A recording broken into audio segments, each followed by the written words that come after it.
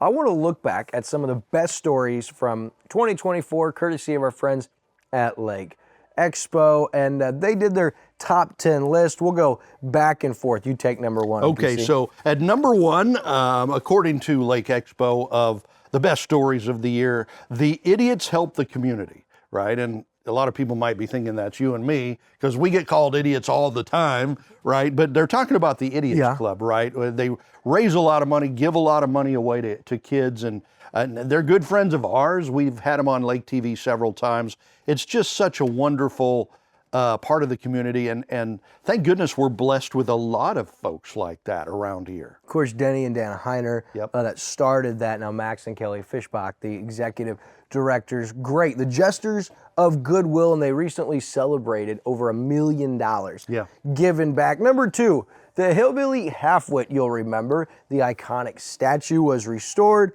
then vandalized, and then Garrett 6'1" Jackson, along with Big Boy's Fiberglass, they pitched in the work and fixed it so it was restored, vandalized, and then restored again, and the Hillbilly Halfwit sits proudly on Bagnell Dam. See, and being kind of new to the lake, I didn't grow up here. I'm not like a native here. I didn't know about this half-wit thing, but apparently, this has been a big part of the lake for a long time. So it's so cool that they brought this back and kind of made this a part of the strip again, of the community again. I couldn't help but chuckle because the Indian statue, which is across the way, has a lot of funny things about it. The amphitheater over their Christmas giveaway posted one of those, and I mean, those statues are beloved down here at the lake, so that was cool. All right, so number three. Okay, overpass jumper saved, and I'd forgotten about this when I remember doing the story a few months ago. Local woman found herself in a life-changing moment when she stopped to help a man in distress, and apparently he was thinking about jumping off an overpass, and thank the Lord that turned out well. Yeah, Stephanie Ryder was the individual. She kind of recorded a video of the experience that went viral. Lake Expo did the initial story. Really cool. But then what's crazy is, do you remember the paddleboarders that paddleboarded the entire length of the lake to raise money for Felicia Carson and her family? Well, that was her husband, Jordan Ryder, that did that. They own Kayla's Gym here at Lake of the Ozarks. I go to church with them. They're missionaries. 4 kids, really cool people. But the Ryders on that was number 3. So number 4, Miller County Deputy Sergeant, wife, and a neighbor saved the victims of a car crash from, I believe, a burning car. Fiery Rescue is how that was titled. So, like you said, Miller County Deputy, his wife, and a neighbor rescue crash victims from a burning car. And again, I remember that story too, and I'd forgotten that one. Yeah, it's wild how many, from crazy headlines to heartwarming headlines to big development and breaking news stories we get anymore over the course of a calendar year. A lot of these would have been our biggest story of the year previously, and we're going to leave some off, I'm sure, that you guys can remind us about. Number 5, a hero sister. 12-year-old girl in Lori, and I didn't remember this one for some reason. Maybe I was out of town or some 12-year-old girl in Lori hailed as a hero, helping save her 10-year-old brother during a medical emergency. Do you remember that one? I do not remember that, but it was another Lake Expo story. Really cool story of heroism as a 12-year-old sister steps in and acts in a critical situation, which led to saving her 10-year-old brother. Pretty cool. All right, so number 6, Osage Village Inn opens their doors when temps get below freezing. Yeah. We see businesses do great acts of kindness, things out there, but this one may have taken the cake when temperatures got below freezing and people in Lake of the Ozarks had nowhere to go. A local business, Osage Village Inn, opened the doors and said, all are welcome here.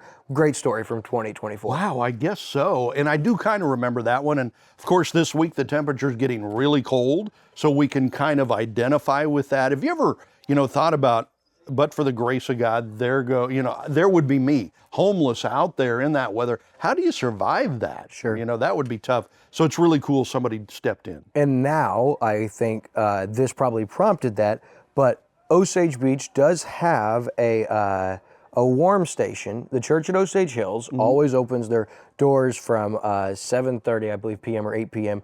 till the next morning, providing meals, shelter, and that's in conjunction with the Osage Beach City and Police Department. Wow. And so there is a warm station now. If you know somebody, or you can get that information out there, it's really cool. That's another great story that came from 2024. Is the lake got an official warming station, which we don't think of that, Chris, but that's really needed. We don't only have people that are homeless here at Lake of the Ozarks. We have homeless teens and children here at Lake of the Ozarks. So that was a good story, and I think it inspired action from the community and a local church. So number 7, swinging bridge restored. Yeah, the historic, nearly century-old Missouri landmark making a comeback thanks to a temporary sales tax passed by Miller County voters. So that is cool.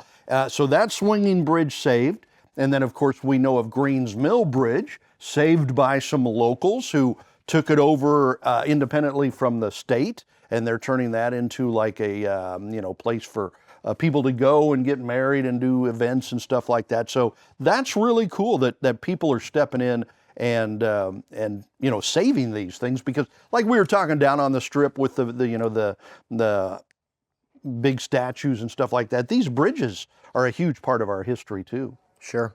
All right, number 8, Ethel Auto turns 105 just recently, December 13th. Local here, Lake of the Ozarks. Ethel Auto, 105 years old. I would love to sit down with Ethel and just talk stories. I bet she's got some amazing stories from over the years. 105, I mean, if her memory goes back to, when she was 5 or 6, that's 100 years of memories. Yeah, 1919. That means she would have been born. Wow, that's incredible. Man. All right, number 9, the CADV annual luncheon, always a huge hit this year, $182,000 raised. The CADV, Sheree Keeley and her staff do an amazing job, but we always love that event. And $182,000 for one event, that's big. Yeah, and we try to do our part. I mean, we love Sheree, and so we work with them every year to put their video together for this event from a victim who tells their story of what happened to them. And so we get to play our little part there. So nice that, again, the whole rest of the community stepping up and helping out these people, because unfortunately, Citizens Against Domestic Violence, unfortunately, domestic violence is a problem, and people need some help. They need somewhere to go. Thank the Lord for CADV to be there to help them. Yeah, no doubt. And number 10, a recent story, a local businessman partners with the local police department or one of the local police departments and does random acts of kindness through Santa as a secret Santa. Really cool. Those are always those stories that are heartwarming. You can't get enough of those on your feed or throughout your day. And seeing that from Lake Expo was really cool. So those were just some of the top 10 heartwarming stories of 2024.